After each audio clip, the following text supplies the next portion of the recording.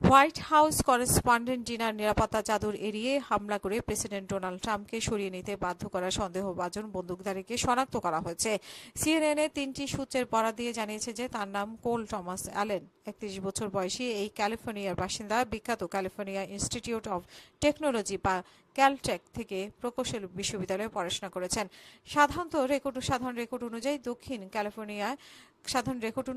ক্যালিফোর্নিয়ায় তিনি শিক্ষক ও ভিডিও গেমসের ডেভেলপার হিসেবে কাজ করতেন। ওয়াশিংটন ডিসির ভারপ্রাপ্ত পুলিশ প্রধান জেফারি ক্যারল জানান যে সন্দেহভাজন ব্যক্তি ওয়াশিংটন হিলটনের একজন অতিথি ছিলেন বলে ধারণা করা হচ্ছে।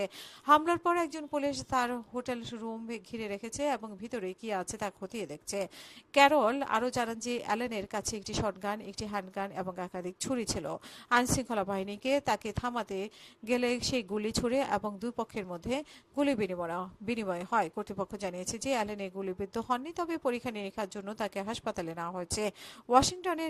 ওয়াশিংটনের ডিসির মেয়র জানান যে একজন আহত সিক্রেট সার্ভিস এজেন্টকেও হাসপাতালে নেওয়া হয়েছে।